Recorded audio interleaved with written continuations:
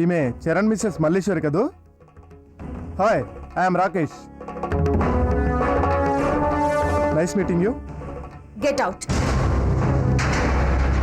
I say get out. Get out. ఆడదానిక పుట్టావు, నీకు కొంచెం కూడా సిగ్గులేదు? Shut up.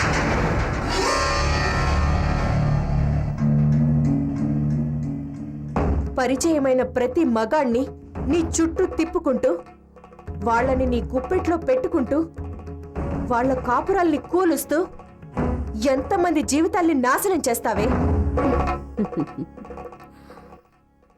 ఆడవాళ్ళకి ఒక అందం ఉంటే చాలదు, చాలా చాలా చాలా కావాలి. అవన్నీ నాకున్నాయి కాబట్టి నేనంటే మొగాళ్ళు పడి చేస్తున్నారు. చచ్చే వాళ్ళని చావనివ్వకుండా విశాల హృదయంతో కనికరిస్తున్నాను అంతే.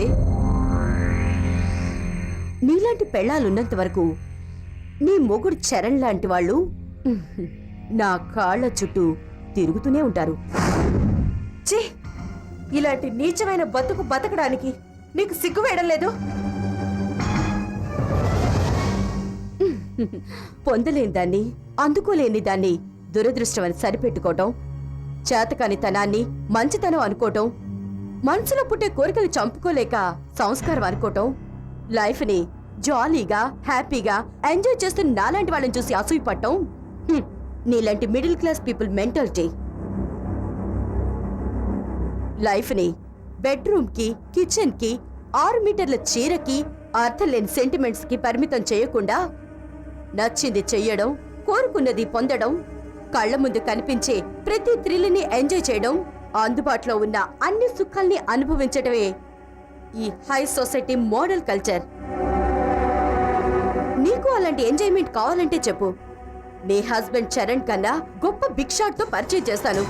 కావలసినంత సుఖం, ఊహించినంత సెంటిమెంట్ రెండు నీ సొంతమవుతాయి.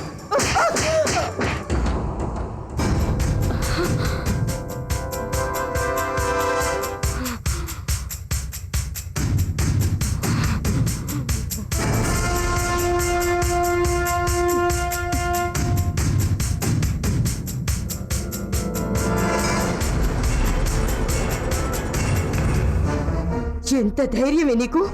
నా మీద చేసుకుంటావా? కొట్టడంతోనే ఆపేశాను. అదృష్టవంతురాలివి. ఏం చూసుకునే నీకింత పొగరు? నీ మొగుడిని నా చిటికిన వెళ్తూ ఆడించి నీ బతుకి permanent address, care of address లేకుండా చేశాను. ఇంకా నీ పొగరు తగ్గలేదా? నిన్నిప్పుడు కట్టిపడేసి చరణ్కి అప్పగిస్తే నీ బతుకు డస్ట్ బిల్ల వేస్ట్ పేపర్. అసలు నిన్ను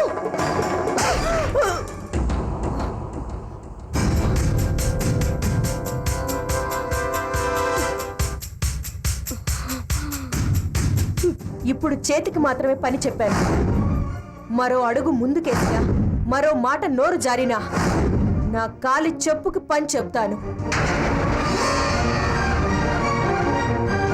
నువ్వనుకుంటున్నట్టు నేను పాత మల్లీశ్వర్ని కాను.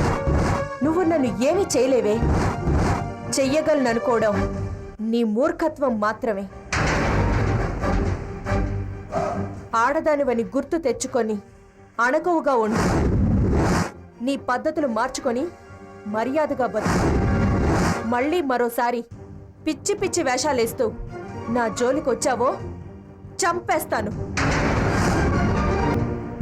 ఇది హెచ్చరించడానికే వచ్చాను.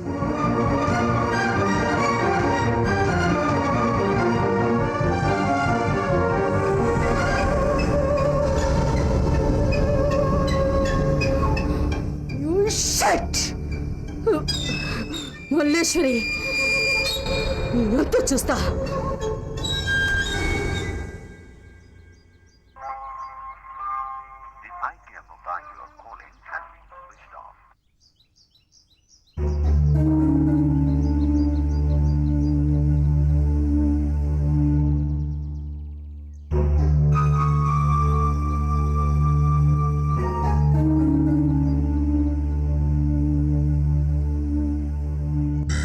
మదన్, ఇప్పటికి 6 పెగ్గులే ఆపు. నువ్వు ఉన్న టెన్షన్కి 20 పెగ్గులు వేసినా కిక్కే కదలే కానీ ఎయ్. ట్రావెల్స్ ఫోన్ చేసి హైదరాబాద్ 2 ఫ్లైట్ టికెట్లు బుక్ చేయమని చెప్పు. మల్లీశ్వరిని పట్టుకోకుండానే మన ఇక్కడి నుంచి వెళ్ళిపోదామా? మల్లేశ్వరికి లేనప్పుడు ఉండి మనం ఏం చేస్తాం?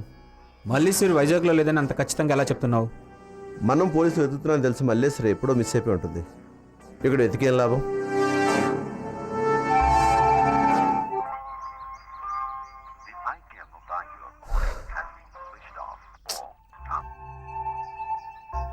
టూ అవర్స్ నుంచి ట్రై చేస్తున్నాను. సిగ్నల్ దొరకనంత దూరంలో ఎక్కడ తగలడ్డారు వీళ్ళు? మల్లీశ్వరితో పాటు మైథిలి కూడా ఉంది కాబట్టి మైథిలి అక్కడేదో జాబ్ ట్రై చేస్తున్న నరేంద్రవర్మ చెప్పాడు కదా, మనం అక్కడికి వెళ్ళి ట్రై చేస్తే? ఆల్రెడీ నాగేంద్రవరం అక్కడే ఉన్నాడుగా, మనం అక్కడికి వెళ్ళి ఏం చేస్తాం? అప్పుడు మల్లేశ్వరి ఒక్కతే, ఇప్పుడు ముగ్గురు. ముగ్గురు. ఒకటి కొరడా రాణి, ఒకటి కత్తులు రాణి, ఇంకోటి రివాల్వర్ రాణి. ఈ ముగ్గురు పెద్ద పొలం దేవుల్లాగా ఫీల్ అయిపోతున్నారు.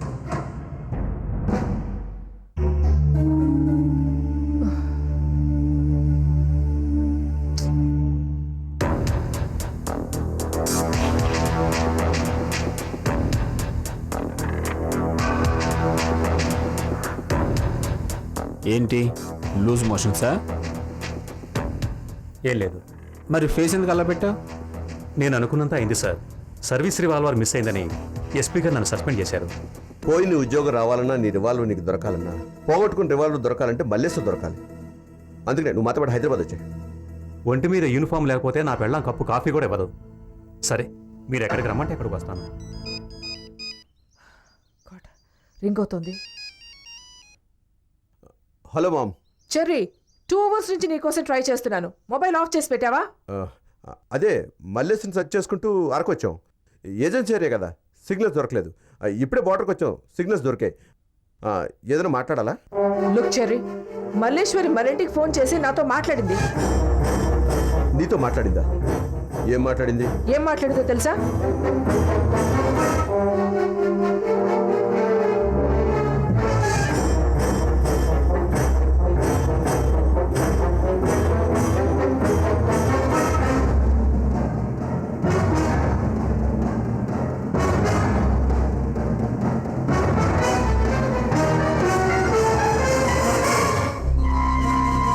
నువ్వు వెంటనే బయలుదేరి హైదరాబాద్ వచ్చేసాయి, అర్థమైందా?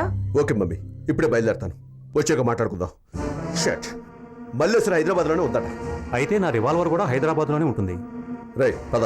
మల్లేశ్వరి హైదరాబాద్లో ఉందంటే మాదిరి కూడా హైదరాబాద్లో ఉందా? రై రై ఆ. ఏంటి ఆలోచిస్తున్నా? పద. రై లోపల లగేజ్ తీసుకురా. ప్రస్తుతానికి పని లేదు కదా, వెళ్ళి లగేజ్ తీసుకురాపో. ఒంటి మీద యూనిఫామ్ లేకపోతే పోలీసుడు బతుకు ప్యూను కన్నా హీనంగా ఉంటుందన్నమాట. వెళ్ళా.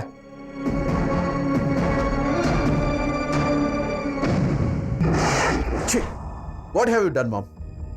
దొరికిన అవకాశాన్ని వదిలేసాం. డామిట్. అదంత పొగరగా ఫోన్ చేసి అడిగినప్పుడు అపాయింట్మెంట్ ఇవ్వాల్సింది. వచ్చిన దాన్ని గుప్పిట్లో బిగించి దాని పొగరంతా అంచేసేవాళ్ళం. నేను అదే అన్నాను. దొరికిన అవకాశాన్ని మీ మమ్మీయే పాడు చేసింది. ఎంత ఫూలిష్గా ఎవరు బిహేవ్ చేయరు. గోల్డెన్ ఛాన్స్ని ఎందుకు మిస్ చేసాం మమ్మీ? నేనేదో తప్పు చేసినట్టు, బుర్రా బుద్ధి లేని వెరీ దద్దమ్మనైనట్టు నువ్వు మీ డాడీ తెగ రెచ్చిపోతున్నారేంటి? Don't talk like an idiot Cherry. Why don't both of you understand me? నాకేం తెలియదన్నా మీ ఉద్దేశం? మల్లేశ్వరితో ఫోన్లో మాట్లాడింది నేను. దాని గొంతులో పెరిగిన గర్వం, దాని మాటల్లో వినిపించిన వెటకారం, దాంతో మాట్లాడే నాకు తెలుసా, మీకు తెలుసా? అది కోడలు అత్తతో మాట్లాడినట్టు మాట్లాడలేదు. కనీసం ఓ పెద్ద మనిషితో మాట్లాడినట్టు మర్యాదగా కూడా మాట్లాడలేదు. బాస్ ప్యూన్తో మాట్లాడినట్టు, ఓనర్ సర్వెంట్తో మాట్లాడినట్టు నాతో రెక్లెస్గా మాట్లాడింది. అది మాట్లాడిన మాటలు బట్టి మల్లేశ్వరి మనతో సామరస్యంగా మాట్లాడడానికి వస్తా అన్నట్లేదు. తాడో పేడో తేల్చుకుందామని సవాల్ విసిరినట్టుగా మాట్లాడింది. సవాల్ చేసింది అనుకుందాం. మనతో ఛాలెంజ్గా మాట్లాడిన మల్లేశ్వరి కొవ్వు అణచడానికైనా మల్లేశ్వరి మనకు దొరకాలి కదా. చేతికి దొరికిన అవకాశాన్ని తెలివి తక్కువగా వదిలేసావు. వాడన్నది కరెక్టే. మల్లీశ్వరిని రమ్మని చెప్పకుండా నువ్వు చాలా పెద్ద మిస్టేక్ చేసావు. మల్లేశ్వరి అంత ధీమాగా ధైర్యంగా మాట్లాడింది అంటే సంథింగ్ ఈజ్ దేర్.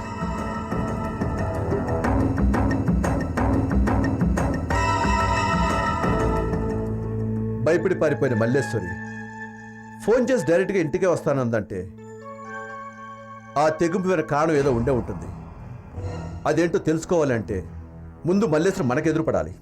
నేను అనుకోవటం మనతో కాంప్రమైజ్ అవ్వటానికే ఫోన్ చేసి ఉంటుంది.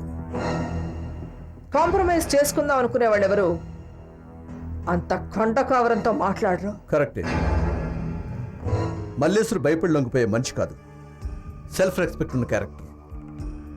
అలాంటి వాళ్ళు చావనన్నా చేస్తారు కానీ అన్నిటికీ రాజీపడి బతకాలనుకోరు. డెఫినెట్గా మనల్ని రెచ్చగొట్టడానికే మల్లేశ్వరి మనకి ఫోన్ చేసి ఉంటుంది. మనం వేసే స్టెప్ను బట్టే మల్లేశ్వరి తన వ్యూహాన్ని మార్చుకుంటుంది. డెఫినెట్గా మనల్ని రెచ్చగొట్టడానికే మల్లేశ్వరి మనకి ఫోన్ చేసి ఉంటుంది. మనం వేసే స్టెప్ను బట్టే మల్లేశ్వరి తన వ్యూహాన్ని మార్చుకుంటుంది. అంతేకాదు, మనం ఎలాంటి వాళ్ళము, అవసరం అనుకుంటే మనం ఏం చేయగలము, మన పవర్ ఏంటో అన్నీ తెలిసి కూడా డైరెక్ట్గా మన దగ్గరికి వస్తానంది అంటే ఏదో ప్రీ ప్లాన్డ్గా ప్రిపేర్ అయ్యే ఉంటుంది. Yes, you are right ma'am. Malleshwari చాలా ఇంటెలిజెంట్. మన ఆవేశపడకుండా జాగ్రత్తగా ఆలోచించి తొందరపడకుండా కూల్గా డెసిషన్ తీసుకోవాలి.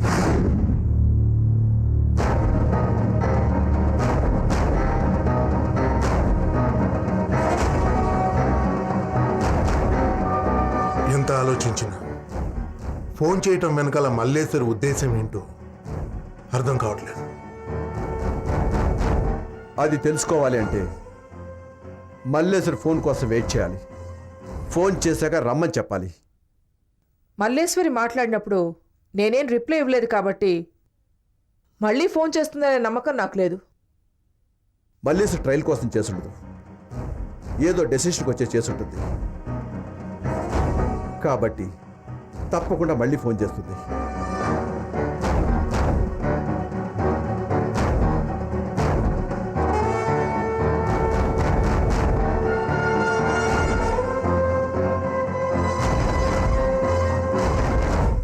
వాట్?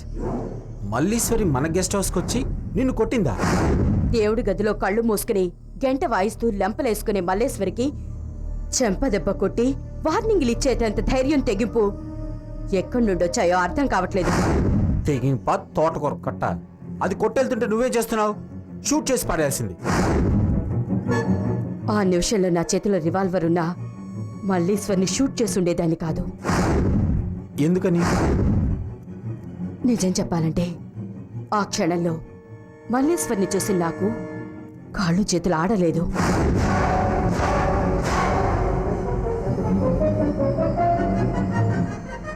మల్లె తీగిలా సుకుమారంగా కనిపించే మల్లేశ్వరి ఆ సమయంలో నా కంటికి రగులుతున్న అగ్ని పర్వతంలా కనిపించింది. అంత ఆవేశంలో ఉన్న మల్లేశ్వర్ని నేనింతవరకు ఎప్పుడూ చూడలేదు. మల్లేశ్వర్లో ఇంత మార్పు ఎలా వచ్చిందో నేనిప్పటికీ నమ్మలేకపోతున్నాను మదన్. కొట్టడంతో ఆపేసిందా? ఇంకేమైనా చేసిందా?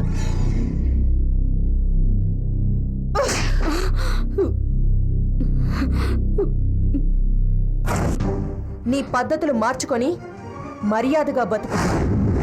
మళ్ళీ మరోసారి పిచ్చి పిచ్చి వేషాలేస్తూ నా జోలికొచ్చావో చంపేస్తాను.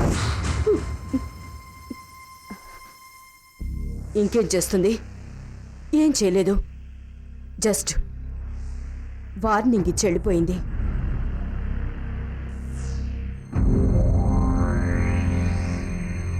నాకు వార్నింగ్ ఇచ్చి వెళ్ళాననుకుంటుంది.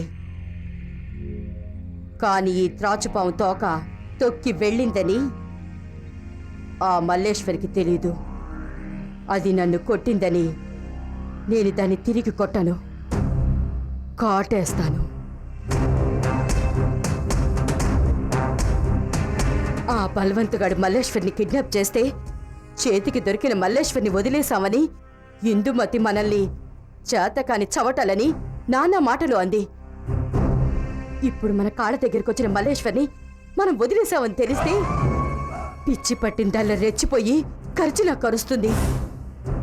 అందుకని మల్లేశ్వరి వచ్చి నాతో మాట్లాడి వెళ్ళిన విషయం చరణ్కి గాని ఇందుమతి గాని ఎవ్వరికీ తెలియకూడదు. చెప్పిన వినే స్టేజ్లో వాళ్ళు లేరు. మల్లీశ్వరి ఆల్రెడీ వాళ్ళకు షాక్ ఇచ్చింది.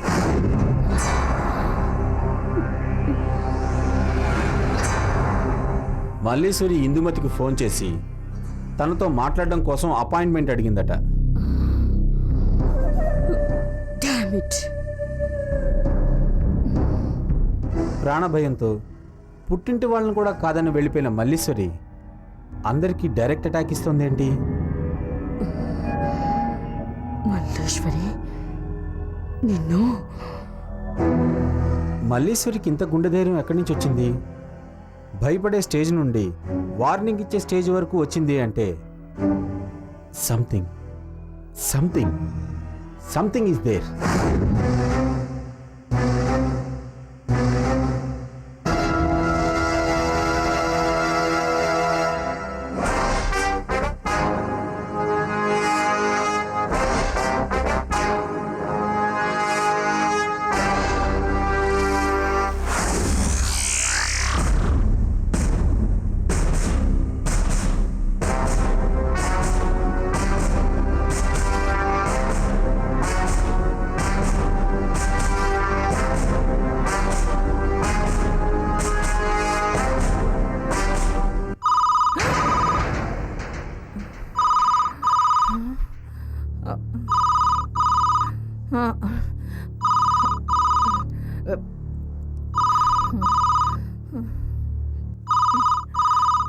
ఫోన్ తీ.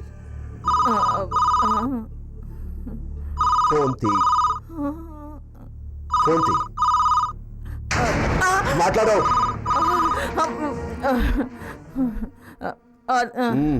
మాట్లాడు.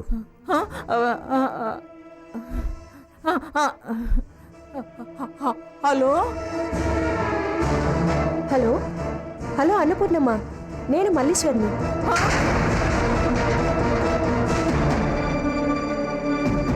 Hello hello hello hello hello ఏంటి ఫోన్ లిఫ్ట్ చేసి హలో హలో అంటున్నా, మాట్లాడవేంటి? అదే అది అది మీ మాటలు సరిగ్గా వినపడతలేదమ్మా. అందుకని ఏం లేదు, ఓసారి ఇంటికి వద్దాం అనుకుంటున్నాను. ప్రాబ్లం ఏమీ లేదు కదా? లేదమ్మా, మీరు వచ్చేయండి. సరే, ఇప్పుడే బయలుదేరి వస్తున్నాను. ఉంటాను. వచ్చేయండి అమ్మా. ఎవరు? మల్లేశ్వరేనా?